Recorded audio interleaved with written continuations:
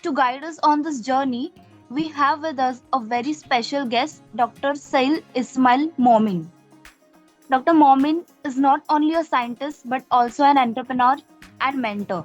He has studied and worked across the world, from Australia to Germany, France, Switzerland, and now in India.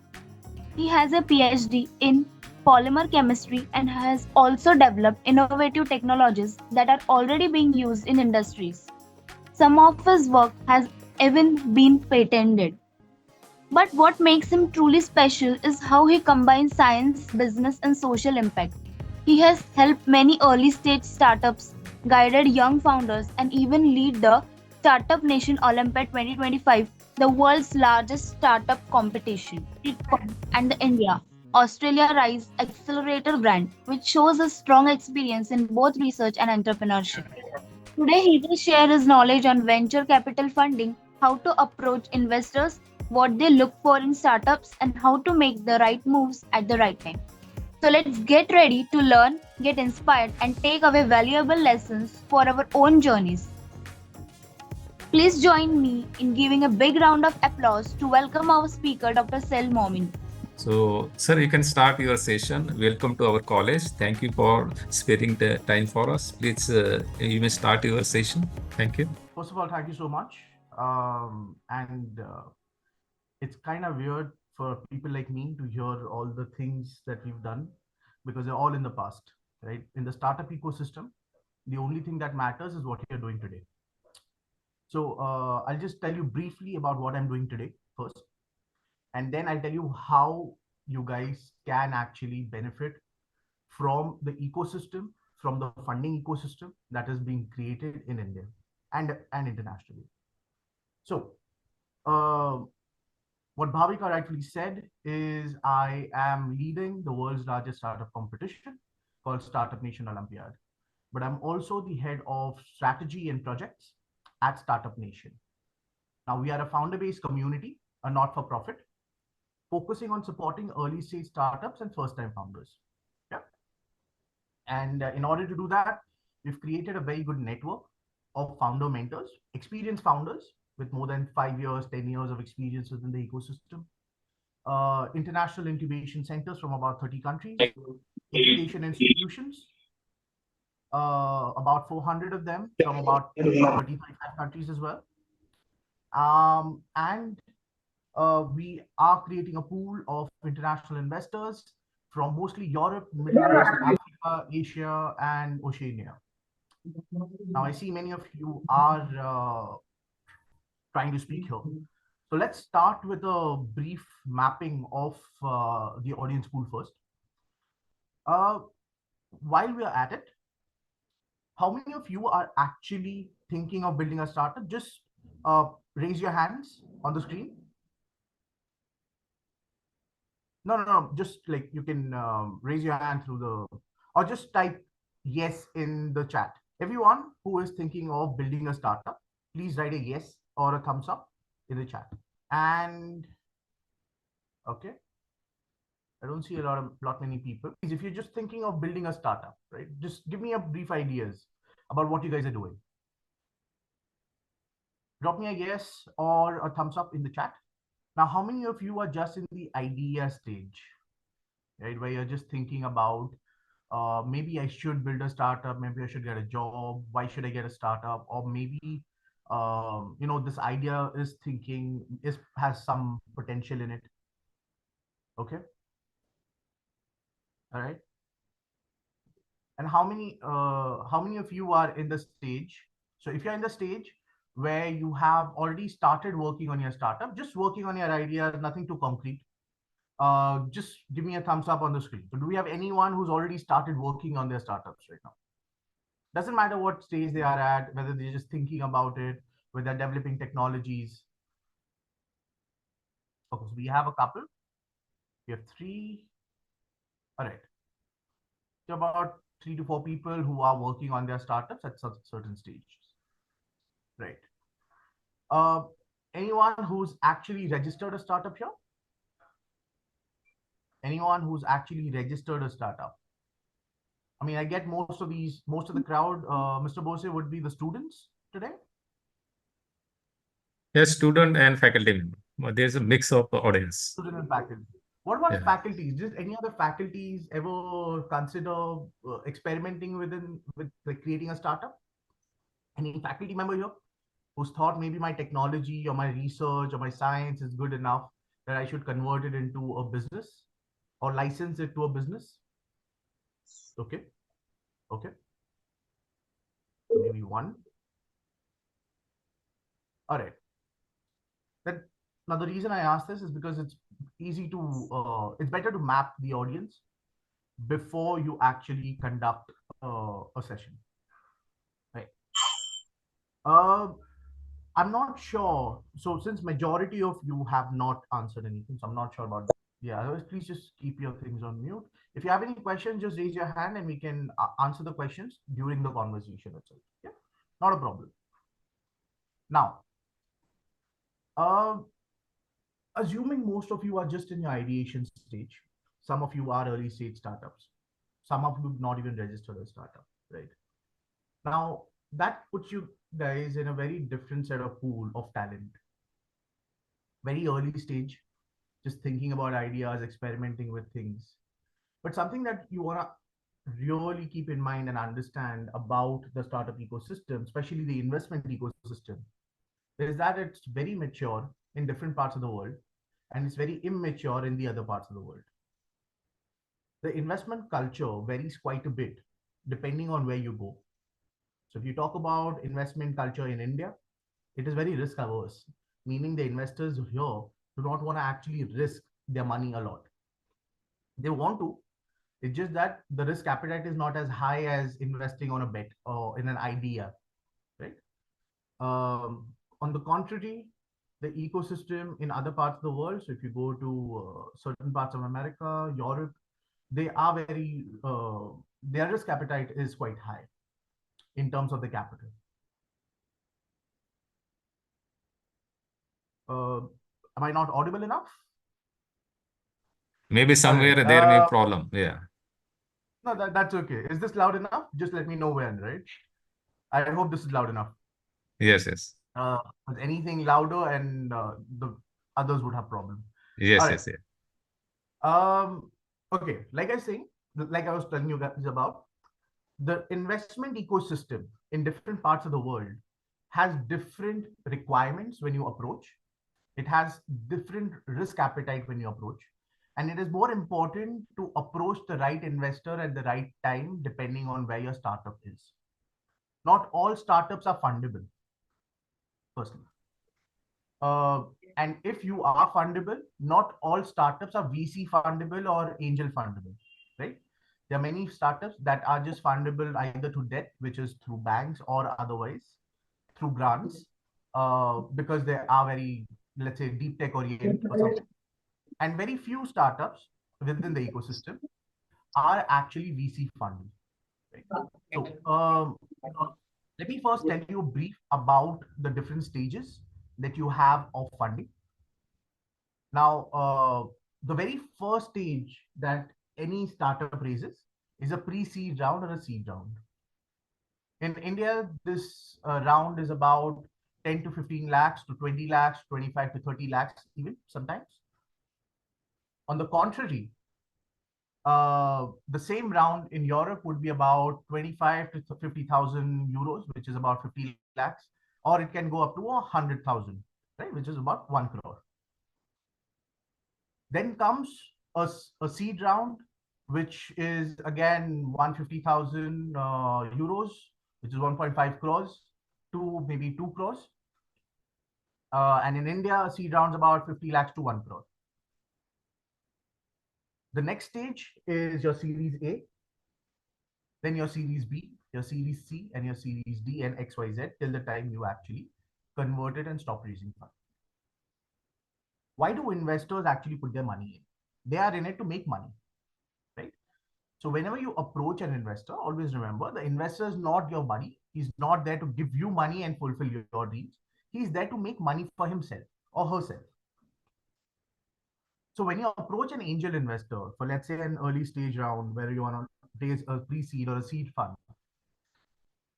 the only thing the investor is interested in is how much money potential, how much money can this business make realistically, and how much money would he get out of it when he exits the investment, and how many years would it take for that investment to mature. Now, angel investors, because these are individuals, have a very different risk appetite. They have a different timeline. They can be for as long as 3 years to maybe 10 years, even if they want to. Other mature funds, so formal organizations such as VC funds and corporate funds, have a fund cycle, something called a fund cycle, which means every time they invest, they have to leave that startup after three years, 4 years, or 5 years. Different fund cycles and different durations for everybody. Now, when you first understand that picture, now you have to find the space where your startup fits in. Let's say you are a technology oriented or a deep tech startup, right? Where you want to build the next cancer drug cure, or the next green energy alternative, or anything for that matter, which requires a lot of research, which requires a lot of technology development, and it'll take some prolonged time. Not many people will be interested, not many individuals will have the high risk appetite for it in Indian ecosystem. So what you do, right? There are two alternatives that you can do. You can either focus, if you want to still raise from the Indian ecosystem, you focus on government grants, which may or may not come. You can focus on government debt, which will come, but they are slightly tricky to get. Or you can raise funds from international organizations and use them in India. That is also a possible outcome, by the way. Right? So let's start from the very basic journey of a startup, and then we'll scale it up to the point where the startup matures. And I'll give you a few examples while we go along with it, because it's easier to talk and understand with examples. Now at Startup Nation, each member of our team is a founder, right? Even our interns are founders of their own startup. One of our interns is developing a product called Mool Setu, right? It's a price check. App where traders in any agricultural field can get realistic time and timely updates about the prices and variations in prices in different markets of India for the same produce. So let's say if you want to talk about, let's say, onion or potato or fish or poultry or whatever, the price of fish or poultry or onion, potato in Pune would be X. In, let's say, Sikkim would be 2X, right? So there is a very big difference within the intra-market prices in India, across India. Traders normally want this information so that they can buy in a market which is cheap and sell it in the market that has high price. Now, this information is available informally through a network of WhatsApp groups to the traders, and traders have created this for themselves. However, no formal channel is available for them to get regular price check, regular updates, what's happening, what's not happening, where can they buy, where can they not buy. So they've created a price check app. When they joined our organization, they were still at a very ideation stage, right? Where they just had an idea, they didn't know what to do with it. They wanted to build the app. And at that stage, when we talk about funding, no one is actually willing to put in the money, because no one wants to pay you so that you can pay someone else to build your app. Now, the interns that had this idea were themselves computer science students. They themselves were computer science graduates or to be graduates, and they already had the basic knowledge. They just never used the knowledge or the education that they've received in the education system, the university, to formally convert it into a realistic and functioning app for the real world outside. Right? So they had the knowledge, but they never crossed the barrier of creating a product with it. So when they joined in, obviously at an idea stage, would anyone put the money? No. If you just come to me and pitch me an idea saying that I want to raise funds, VC fund or angel fund using the idea, would you get it? No. In Indian ecosystem, it is extremely difficult to do so. And the reason is very simple. How do I trust you that you have the skills to execute that idea? In the early stages of startups, the bets are made on team and not so much on the idea. The execution matters, the idea does not. Right? So if you have a startup idea, it really does not matter how much potential it has, how much value it can create, unless you can execute it properly. And the execution only comes from the team. So I look at the team. I'm looking at a couple of computer scientists who want to convert an idea and are looking for funds. But they have zero management skills, zero execution or market skills, zero business knowledge, but they are very excited about it. So what we do, we tell them that here's the thing. While you're working with us, you can develop your own app. You have the knowledge. You just lack the confidence of converting that knowledge into product. You use the knowledge that you get, you convert it into product, you take the next step. You create a very basic app. You create an MVP, a minimum viable product. If you're able to create a minimum viable product by yourself, because you don't need money for that, right? Computer science, or even right now, if you want to make an app, if you want to create something, you can learn. Everything's online. Just YouTube it and you learn. Something that's very important. Every investor is looking for people who can learn and evolve. Founders will get different challenges at different points. So as an investor, I would be looking at the individual. I'll be telling him or her that you have the skills. If you don't have the skills, acquire those skills, build a minimum viable product, and then come to me. Now the students go, these individuals go, they develop the app, they come to us back again. Uh, and they ask us, sir, here's the MVP. Now what do we do with it? I was like, if you have the MVP, test it and launch it. Why have you not launched it? They said the product is not perfect. So I am when an investor is looking at your MVP or looking at your product, the first thing he's going to ask you is why have you not launched it or why have you not tested it? Because unless market accepts your product or your service or your idea, my investment in you is worthless. Your idea might be the best idea in the world. Your technology, your product development skills will be the best in the world. You can make an amazing app out of things. But if your market cannot accept it, then my investment in you is worthless. Right? So I tell them, test your app. Like, okay, they go to the traders, they talk to them, they show the app, few traders like it. Right? Now they come back to me. So we went around, we showed it to the traders. These many traders have onboarded on the app and they have already started paying small amounts, 10 rupee, 15 rupee, 20 rupee here and there. Different services, right? Just for price check. Very good. Now you have validated your product. Now you've validated your idea. You validated everything. Now you build the confidence in me that when I put money in you, it has potential in the market.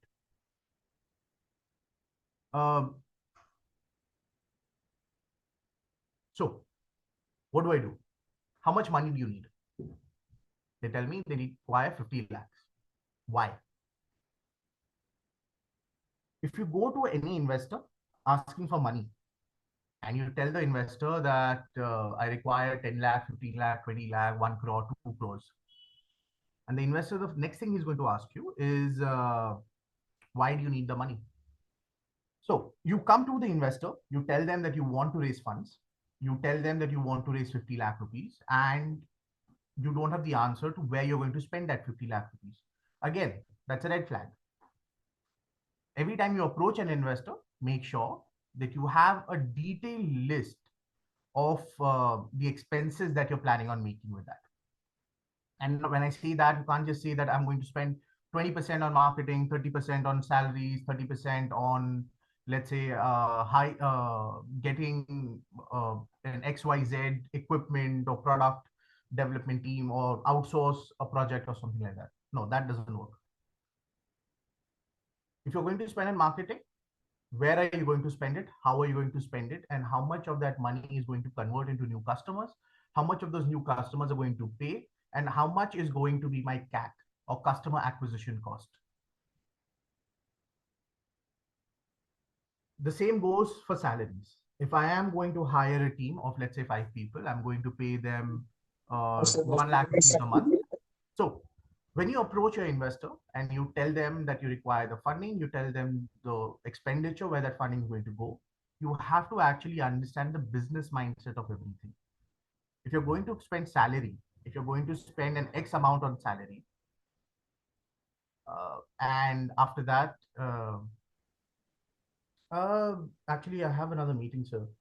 Okay, okay. So I'll conclude. Then we can And conclude in that. yeah, we can can conclude. no Yeah. problem. So when you approach any investor, make sure that you yourself know what you're speaking. Because unless you know where you're going to need that money for, don't waste the time of the investor. And at different stage, it's going to be a different investor that will put that money in for you. If you come to me with an MVP, with just a basic product validation, this is really not cool. Because I am not able to see what is happening. You can send No, the I screenshot. am. I am. No, it's fine, sir. You can conclude Not a because problem. there are many participants from different colleges and also from our I students. understand. I understand. So we don't know exactly. Next time, let's just do this in person if you want Sir, to, because Yeah, yeah. this is not. I have a question. Hello. Yes, Mr. Joseph.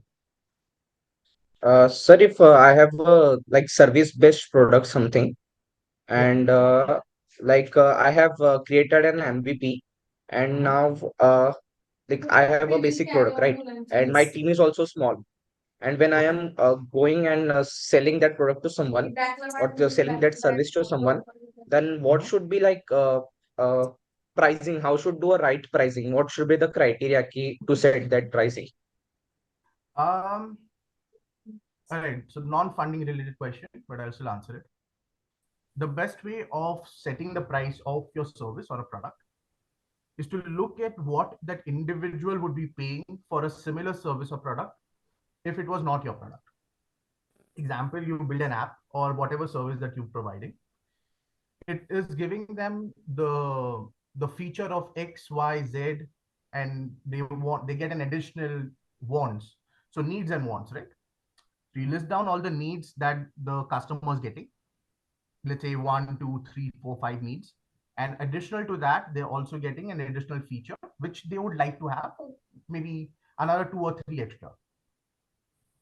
If your app did not exist or your service did not exist, how much would the individual be paying for each of those features? Right. So let's say, can you tell me a bit more about the service or the that you've created, the service-based app that you're talking about? Actually, it is an type of augmented reality based navigation system which we are creating for an indoor infrastructures like Okay. big corporates, manufacturing units, or airports, Understood. etc. Understood. So, Understood. according to that product, what should be the pricing? Like, if I am giving to tender based product, or if I am giving a subscription Yeah. based product, then what Yeah. should be proper pricing for that? All right.